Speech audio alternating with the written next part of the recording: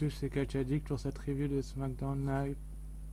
Le jeu de jeu SmackDown commence avec Bray Wyatt qui arrive sur le ring. Cinglé match Bray Wyatt vs Kane. À la fin du combat, on retrouve Randy Orton, le touchant la tête à l'envers. Orton dit qu'il regarde le monde comme Wyatt le voit, à l'envers. À no merci, il va lui replacer le monde à l'endroit pour Wyatt. Il peut jouer son jeu meilleur que lui. Kane veut profiter de la chance et fait son chokeslam à Wyatt, mais Wyatt le repousse et quitte le ring pour partir sur le set. L'arbitre fait le compte de 10. Kane vient décompte à l'extérieur. En coulisses, on demande à Baron Corbin ses commentaires sur Jack Swagger. Corbin dit que ce n'est pas important que Shane a signé Swagger. Swagger ne peut pas venir ici et faire des vagues. Si Swagger est assez stupide pour venir sur le ring avec lui, il devra le renvoyer. Swagger arrive.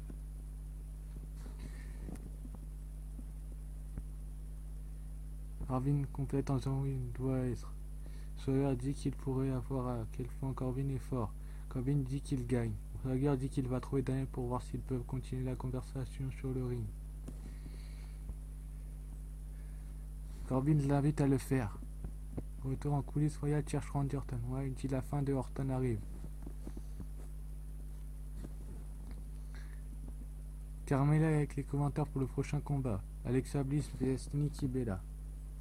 À la fin du combat, Nikki pousse Alexa sur Carmella qui était à la table des commentaires. Nikki ramène Bliss sur le ring pour son finisher, mais Carmella monte sur le ring et la frappe. Nikki Bella via disqualification. Après le combat, Carmella et Bliss frappent Nikki au sol. Voilà que Becky Lynch arrive sur le ring pour expulser Bliss et Carmella. De retour, le combat est commencé par équipe décidée par Daniel Bryan.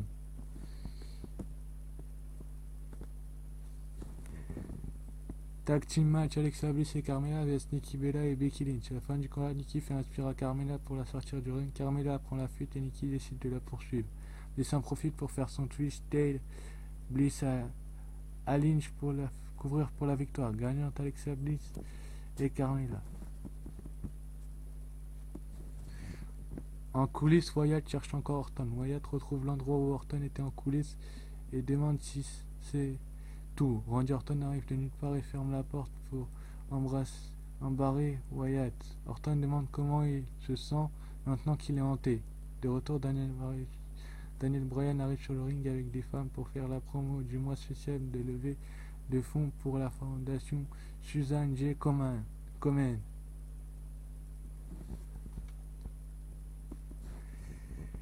De retour, les vaudevillains sont sur le ring. Tag team match, le vaudevillain et Simon Gutch et Dave vs Bros sont du Roley et Zack Ryder.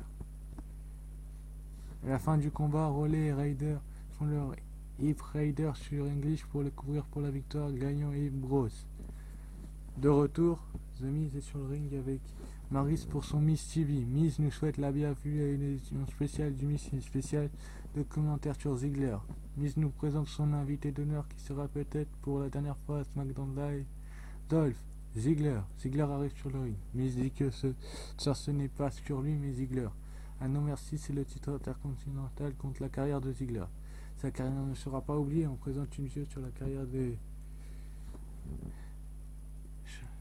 Ziggler. Sa carrière ne sera pas. On prend une vidéo sur la carrière de Dolph Ziggler avec pour titre le succès de l'échec Dolph Ziggler. Miz dit qu'il aurait quitté depuis longtemps s'il avait eu la même carrière. Dolph Ziggler dit qu'il va le frapper s'il continue. La différence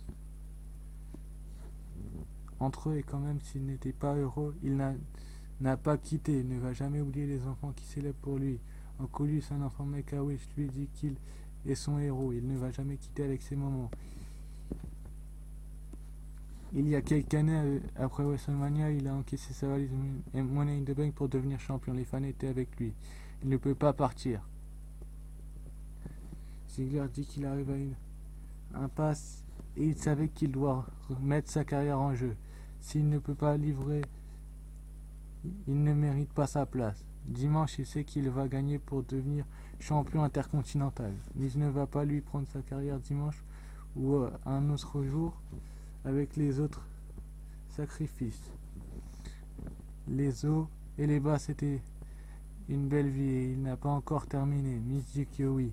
Ziggler veut parler d'émotions et des enfants, il peut dire au revoir. Miss dit que ce dimanche, la carrière de Ziggler va arrêter à cause de lui. Il a encore une chose pour réveiller son esprit.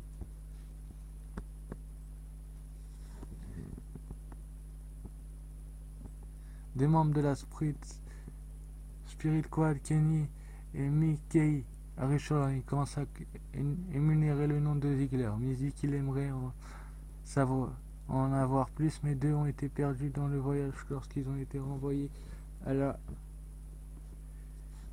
Ohio Valley Wrestling. Ziggler se frustre en disant qu'ils peuvent y aller maintenant, mais Ziggler est attaqué par ses anciens amis Mike et Kenny de la Spirit Squad. Ziggler prend le dessus et fait un super kick à Kenny et Mickey. Ziggler veut aussi attaquer Miz, mais Miz l'évite et prend la fuite. De retour, on annonce que Nikki Bella va affronter Carmella No Mercy ce dimanche. Cinglé match, Jason Jordan accompagné de Chad Jey Uso accompagné de Jimmy. À la fin du combat, Jordan surprend Jey avec un compte rapide pour le couvrir, gagnant Jason Jordan. Après le combat, Jimmy Uso tire Gable en bas du ring pour le pousser contre la marche d'acier. Jordan veut aller le venger, mais Jey frappe Jordan derrière la jambe. Les Usos voulaient poursuivre l'attaque, mais Slater et Rhino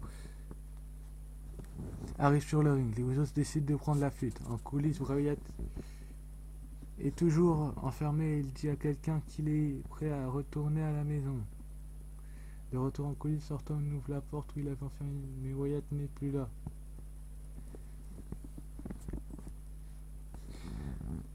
De retour, on présente une jeune de Kurt Hawkins qui annonce que son premier combat à No Mercy ce dimanche. Aura lieu à No Mercy ce dimanche.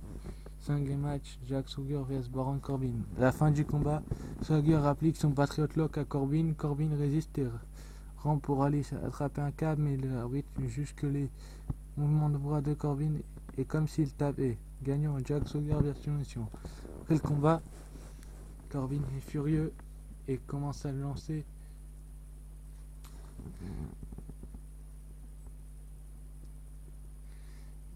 tous les objets qu'il voit. De retour, le World Champion AJ Styles arrive sur le ring pour les passes à As. AJ dit que le champion ici SD est l'endroit pour l'opportunité. Il est d'accord. À SummerSlam, il a eu la chance d'affronter John Cena pour devenir l'image de celui qui dirige l'endroit. À Backlash, il a la chance de battre Dino pour devenir World Champion. À No Mercy, il a la chance de battre Ambrose et Cena au même moment pour devenir le. La musique de Dean Ambrose le coupe.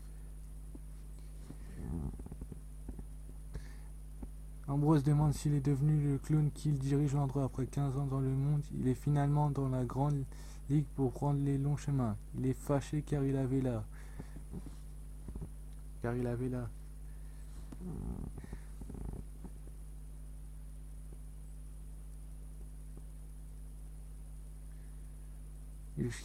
la victoire la semaine dernière avant que Cena intervienne. Cena ne peut pas vivre avec le fait qu'il aille gagner le titre devant lui. Cena devrait intervenir et monter son vrai. Voilà que John Cena arrive sur le ring. Cena allait parler, mais Jey lui demande le silence. On sait déjà tout ce que Cena va dire. Alors pour une autre fois, il peut rester en silence. Cena chasse l'histoire de devenir un 16 fois World Champion. Comment Cena se comparer à une icône, une légende comme Ric Flair. Il se fout de combien de titres que Cena a gagné. Cena ne sera jamais dans la même conversation que Flair. Cena devrait se préoccuper de Jey au lieu de l'héritage de Flair. Et Jey dit que Cena chasse l'histoire pendant que lui fait l'histoire. Cena peut dire ce qu'il veut. Maintenant, il va le regarder faire un idiot de lui comme un SummerSlam. Cena allait parler, mais Ambrose le coupe. Ambrose dit qu'il sait ce que Cena va dire. Cena va lui dire d'arrêter de faire des excuses et dit qu'il est son pire ennemi. Depuis le premier jour, Cena veut l'arrêter, mais il ne pourra pas. Cena croit qu'il travaille plus fort dans son jet et les médias pendant qu'il est sur le ring chaque soir. Ambrose dit qu'il n'a aucun jour de maladie, de blessure et celui avec le plus de combats dans la dernière année. Cena n'a aucun respect pour lui car il ne lui en reste pas le cul en suivant ses règles. S'il faut embrasser des culs pour être au top, il va rester à attendre sur le ring. Cena peut garder sa place. Cena dit que parler pauvre.